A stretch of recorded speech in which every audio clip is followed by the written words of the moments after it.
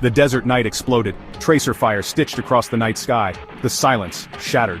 This was not another border skirmish, this was war.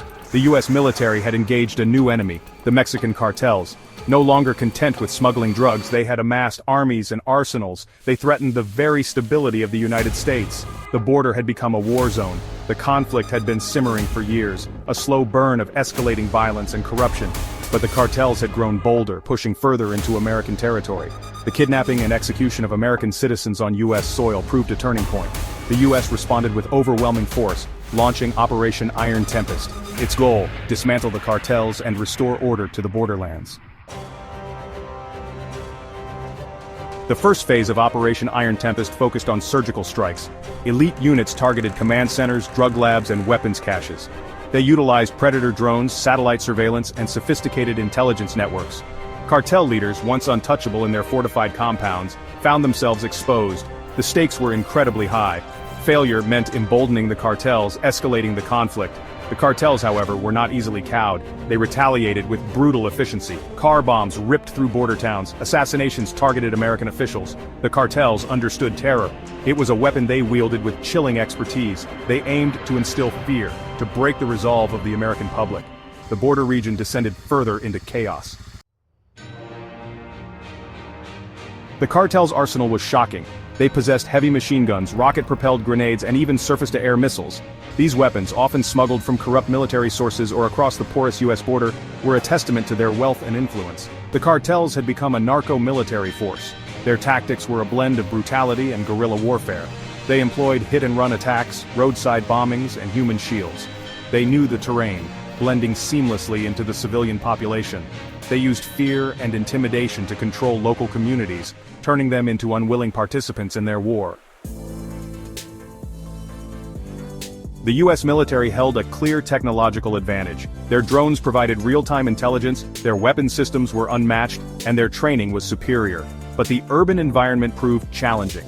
Close-quarters combat, the risk of civilian casualties, and the cartel's willingness to fight to the death made every operation dangerous. The cartels exploited this. They used tunnels and safe houses to evade detection. They turned densely populated areas into battlegrounds, using civilians as shields. The US military found itself in a war unlike any it had fought before. Victory, it became clear, would not be easy. The Battle of Nuevo Laredo became a turning point in the conflict. The cartels, sensing an opportunity, launched a massive assault on the city. Heavily armed convoys of cartel gunmen, backed by improvised armored vehicles, stormed government buildings and military checkpoints. Their objective seized control of this crucial border crossing. The US military, caught off guard, suffered heavy losses in the initial assault. The cartel's ferocity and willingness to absorb casualties were shocking.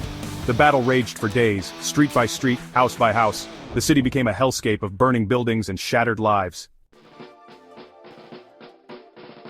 The US response was swift and overwhelming. Reinforcements flooded the region, including armored units, attack helicopters, and special operations forces. The skies above Nuevo Laredo thundered with the roar of A-10 Warthogs, providing close air support to embattled ground troops.